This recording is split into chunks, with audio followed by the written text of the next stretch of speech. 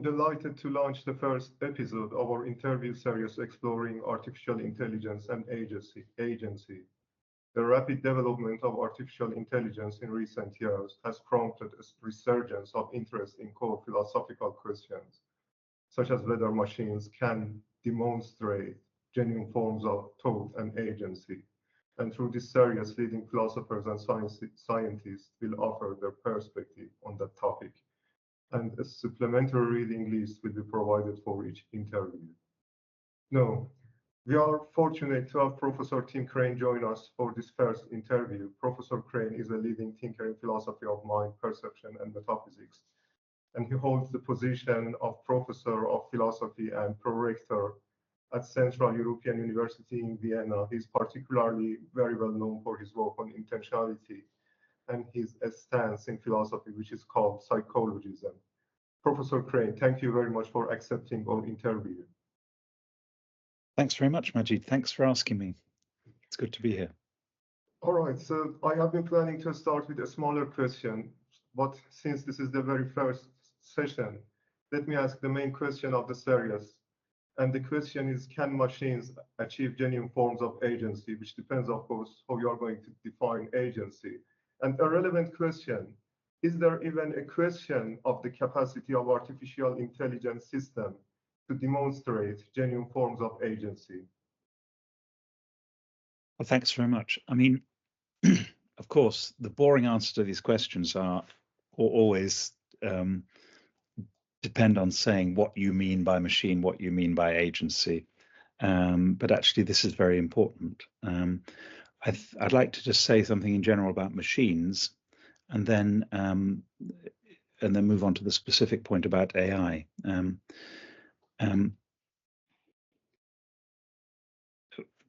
the most general sense, I mean, organisms are kind of machines in the sense that they involve causal mechanisms. There's nothing, I think, over and above the causal structure of the organism that makes it the thing that it is. So a human being, in that sense, is a mechanism, or involves lots of mechanisms in pursuit of its goals. So in that sense, I think it's not problematic to say that a machine exhibits agency in the sense that we are kind of machines. We are causal objects, we're natural objects. If there's such a thing as a natural machine, then we're one of them. Of course, that's not very informative, because that isn't really what your question means. I think you're asking about artificially created machines, and those would be a kind of causal mechanism that would, I think, what we'd have to clarify would be exactly what's meant by calling something a machine rather than a non-machine. But I think we cannot rule this out at in this current state of our understanding and knowledge. The idea that a machine artificial created machine might exhibit genuine agency. So I don't want to rule that out a priori. I don't think there's an a priori argument against that. And I think we need to be very clear what it is that we mean by agency, what it means by goals, and what it is we mean by machines. But I think when we've clarified that basic point, then I think we shouldn't think that we can rule it out. I think it's a very interesting question, and I think we should pursue it positively. That's my first general answer is I don't see a general objection to the idea of an artificial machine exhibiting agency. But coming back to what you mentioned about artificial intelligence, now artificial intelligence here, by that I mean the actual discipline that is going on in laboratories and universities and in tech corporations across the world. That's what I mean by artificial intelligence, a branch of computer science, in effect, a branch of applied mathematics. And there, the relevant kind of machines are computing machines. And there, I think the question is much less obvious for a naturalistically minded philosopher. And in fact, my inclination is to say that there's no reason to think that AI machines, as we have them at the moment, will exhibit agency. I'm prepared to elaborate on that if you like. All right, very well. Do you think that speaking about the relation between consciousness and agency would be an appropriate venue for elaborating on that? Do you think that there is some sort of correlation or internal relation between consciousness, the ability to have conscious states, and the ability to have some form of agency? Do you think that it would be an appropriate way of elaborating on that? Essentially, yes. I mean, because I think agency is something that we think about primarily from our own case. And in our own case, we deliberate, and we deliberate consciously when deciding to do something. But I think unconscious agency is not a contradiction in terms. The idea that even that human beings could do things which are in some sense intentional, or even perhaps deliberate without conscious deliberation or conscious reflection, I think that's not impossible.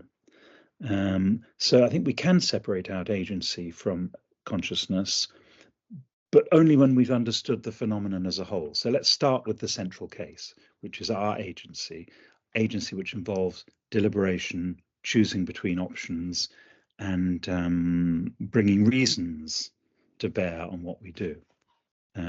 So my answer is yes and no. I mean, in effect, we can understand primitive forms of agency that don't require consciousness. That's right. But the primary case that we should start with is our own agency, which involves consciousness. Very well. Very well. So, very well. So, and then does it make the question of the capacity of artificial intelligence system to perform agency, would it be related to the question of whether we aim for making machines more similar to our own ways of thinking? I mean, I do not think that it is necessary philosopher to which philosophers have an answer, because this is something that will be decided by engineers and scientists and others. But do you think that our goals in designing artificial, shall we aim for artificial intelligence systems that are more similar to our own ways of thinking, so that they could be able to show agency, or this is something that we could just let to take its own shape to any direction that it goes? Do you think that philosophers could have something to say about the way that we are going to develop artificial intelligence systems? Yeah, I think they should have something to say about this. Actually, I think this is a really, really good question, and a question which is kind of ignored in the current debate about AI, consciousness, and artificial general intelligence, for example. So if I could just say something first about the idea of artificial general intelligence, and then extend that to the case of agency, because I think these things are very closely related. What artificial general intelligence if you're going to make artificial general intelligence using the current methods of AI, which are basically computational methods, then you have to be able to think of what the task of artificial general intelligence is. In all the cases that we have of AI, the successful cases of AI that we have, there's always a task that the machine has to perform. And what the scientist does is to make a machine that can successfully perform that task. So, in the case of, our current example, which everyone's talking about, large language models like ChatGPT, what the task there is to give a grammatical sentence or sentences in response to a prompt. So the prompt is given, and the machine has succeeded in what it's meant to do if it gives grammatical sentences in response to that prompt.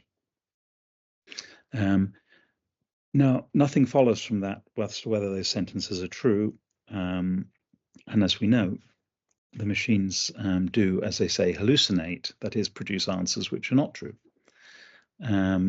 Hallucination is a very bad word for this, because real hallucination is when you have a mechanism which is supposed to detect reality, like vision, for example, detect how things are in reality. That's what the point of the mechanism is, to detect how things are in the visible world. And it malfunctions in doing that. Right? The large language model is not malfunctioning when it hallucinates. It's doing exactly what it's trained to do, which is to produce a grammatical string of symbols in response to a prompt. So this is why hallucination is a bad word, but it's very revealing that people call it this, because people think that in some way the large language model might approximate to something like, if we just let it go long enough, and if we just fed it with enough data, and we gave it enough computing power, it would emerge into something like a human subject that understands. Right? Now, there's absolutely no reason to think that that will happen. And in fact, there's a reason to think that it won't happen, because understanding is not producing a string of symbols. And that does not suffice for understanding. And we know this, and we know that the machines don't understand. But what seems to be behind the views of those people who do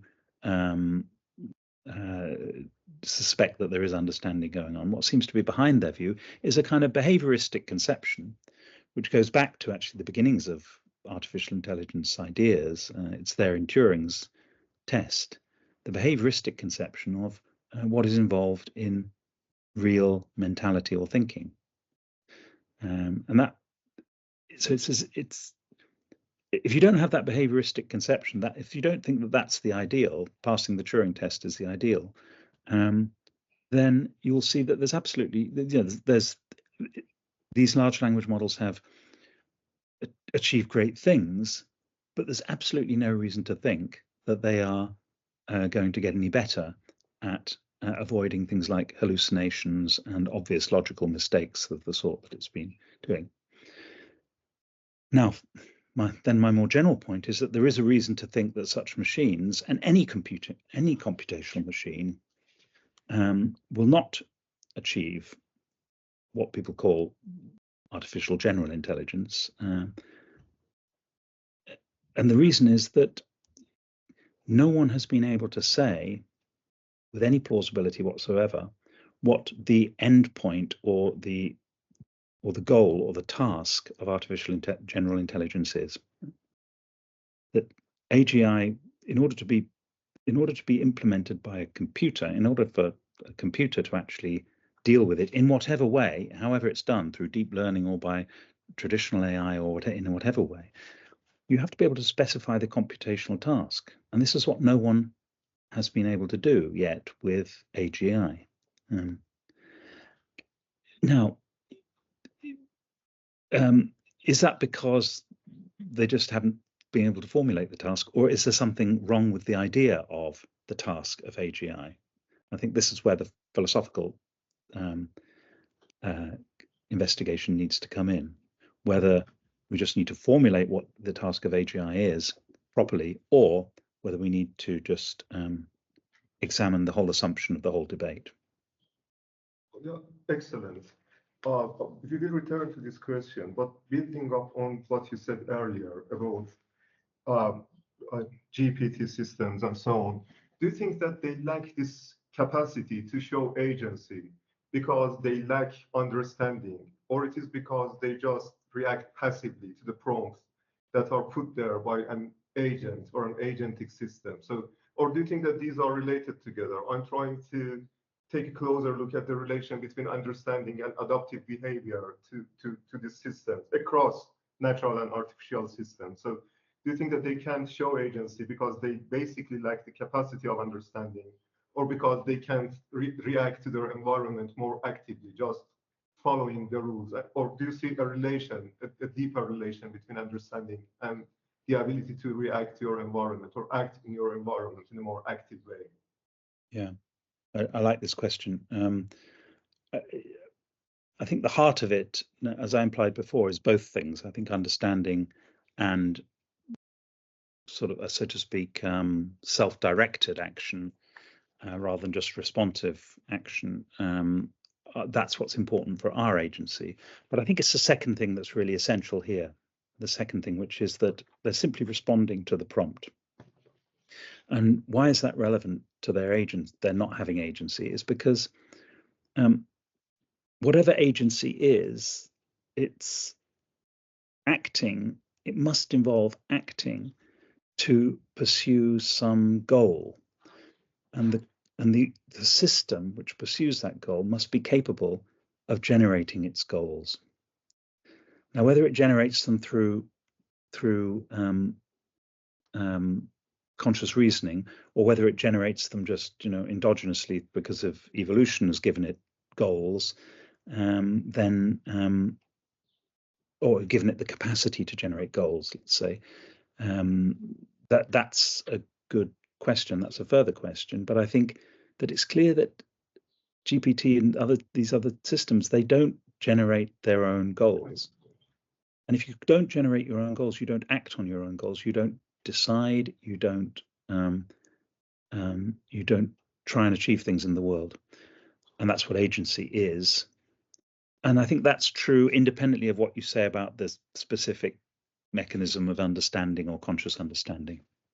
All right, very well. Because you also mentioned earlier that we are going to think about agency on the basis of our own case, because and we think of, if there is any relation between consciousness and agency, we think of that relation because we think of ourselves. So thinking of ourselves as agentic systems, how us as natural systems are going to develop a repertoire for having goals, how we are going to find. Do you think that the goals that we are going to form are taking place? I don't want to use transcendental. I don't, because I think that we are discussing, we are taking a naturalistic background for granted. But so the goals that we are also going to develop, the goals that we have, do you think that they have something to do with our evolutionary background, for example? And if that's the case, could we also assume that these artificial systems too might be able to have goals that have something to do with their functions, whatever their functions are going to be? So assuming that our functions is to somehow maximize the chance of our survival, and we are going to define our goals on the basis of that, could we ascribe to machines also similar goals, do you think? Yes, I think there are two things here.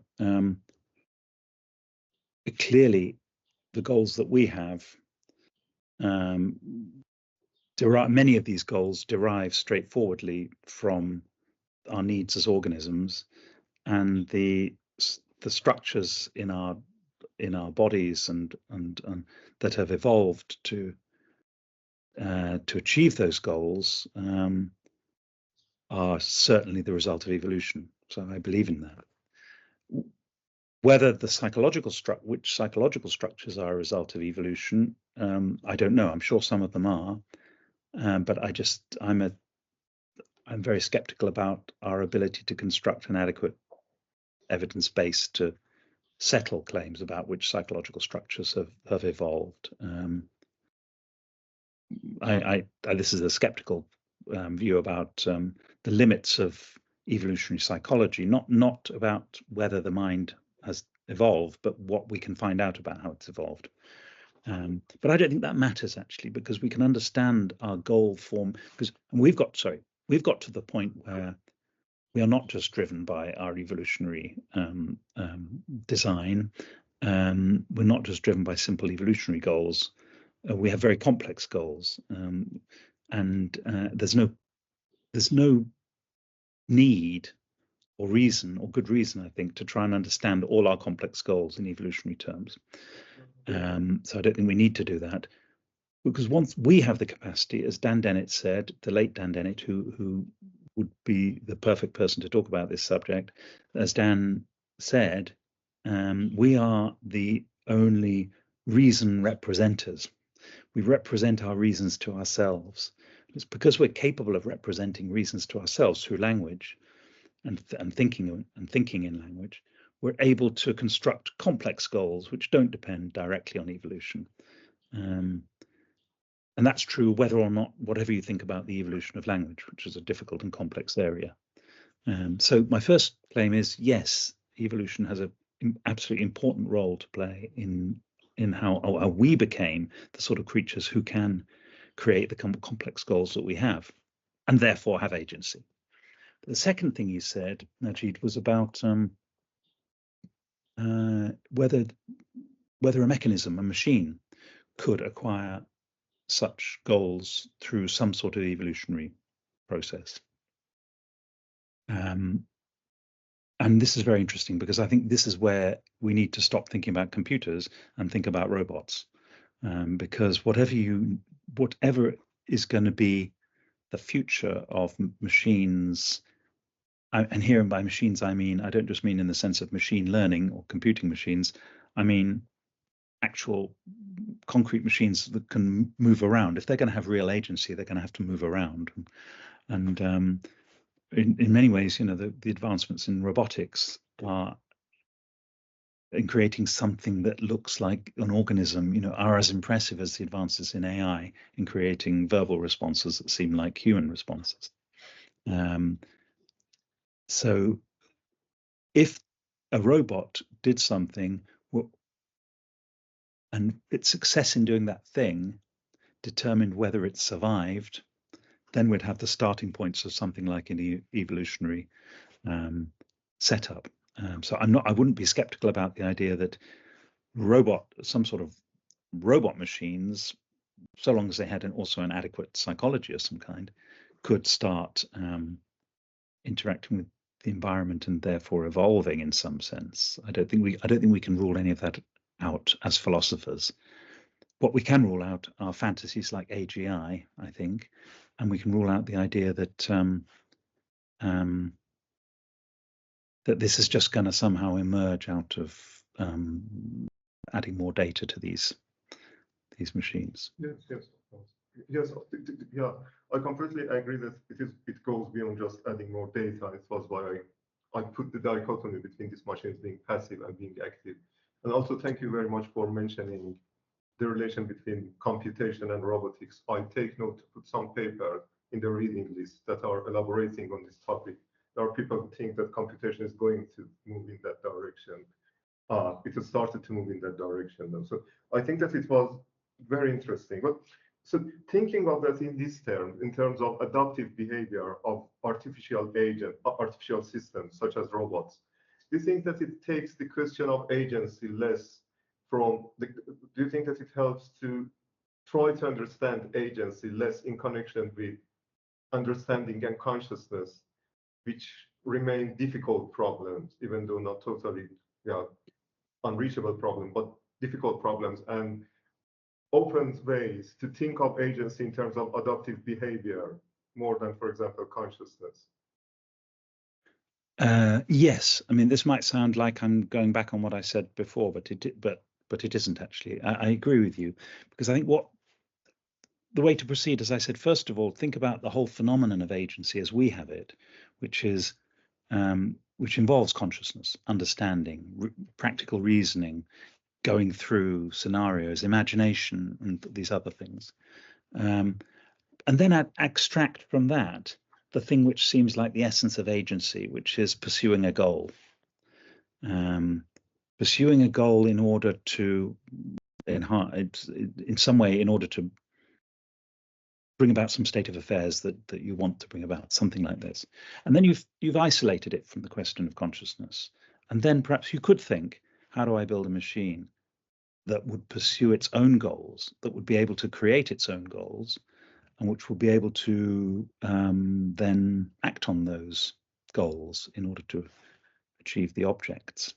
And I think you ought to be able to do that without solving the problem of consciousness, right? If you think there is such a thing as a soul, or making a machine that is also conscious.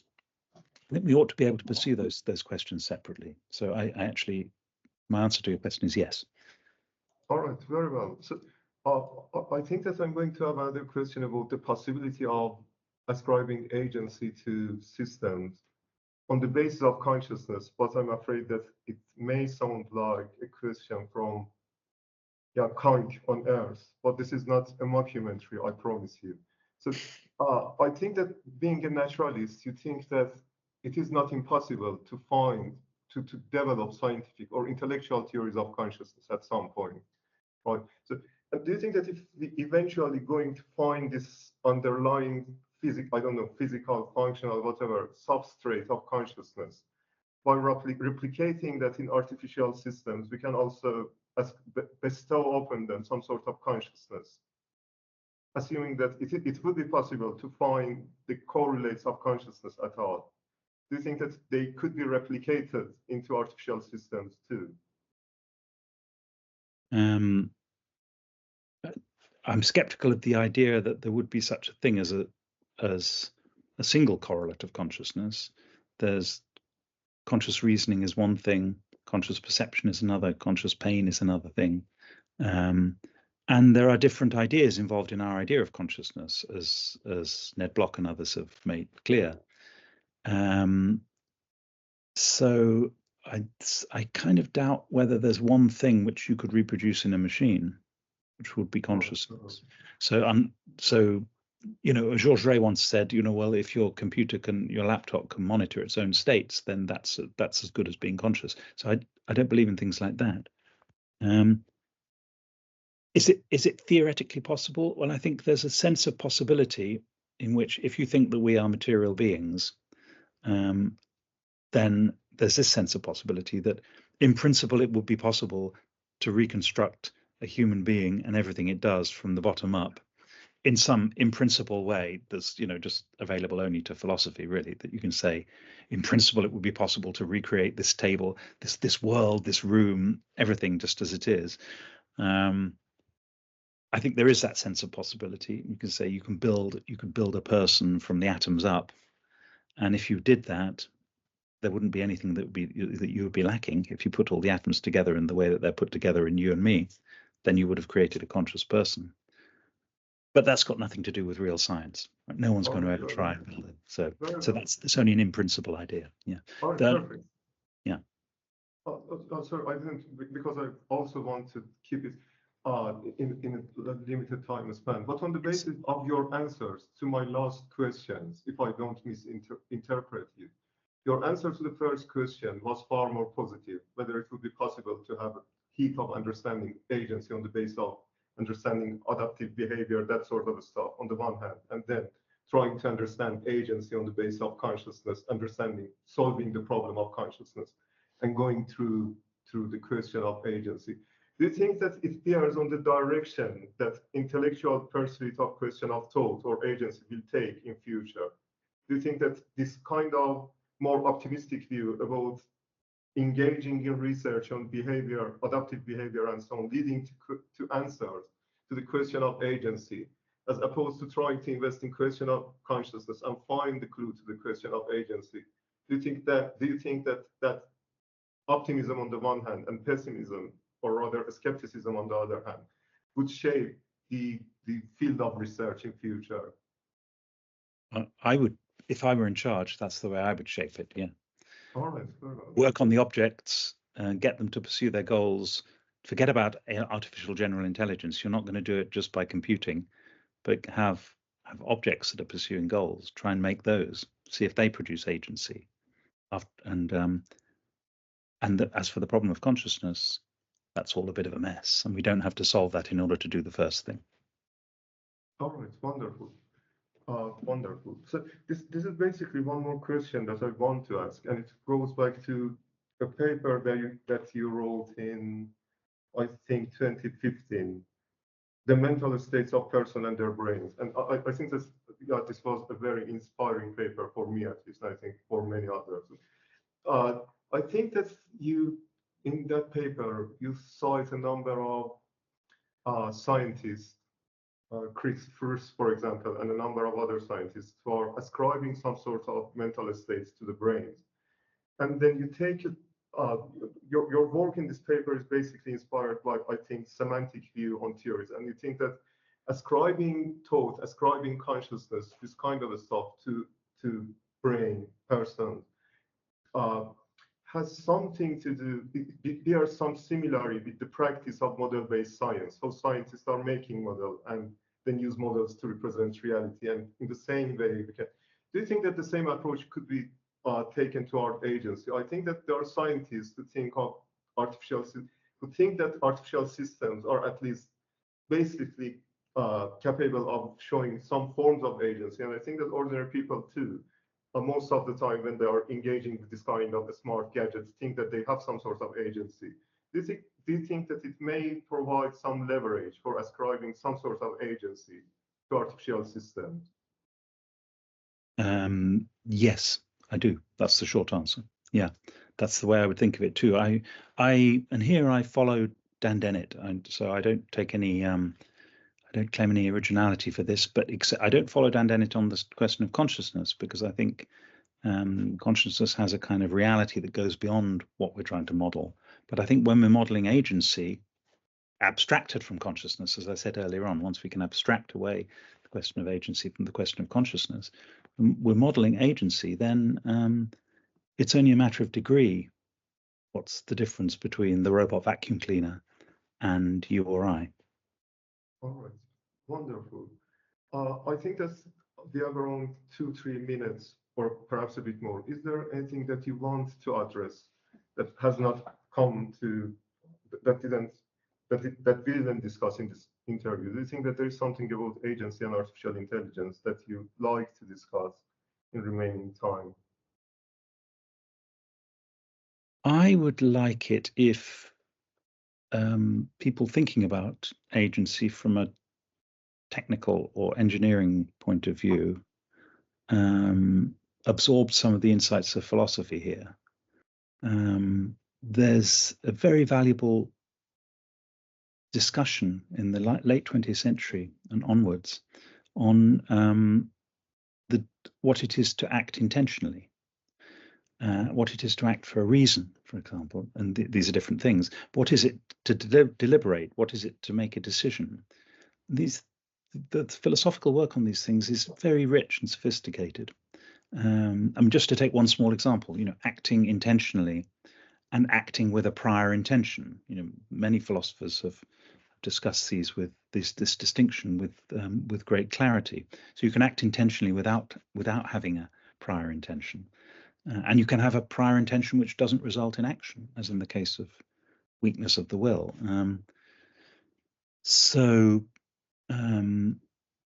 I think there are really important conceptual distinctions here which will be very useful in understanding agency. And in order to use those distinctions and apply them, you don't have to believe that there's something more about our agency than the agency of a simple mechanism. Putting aside, of course, the question of consciousness, because I think we have to put that to one side. But it's just that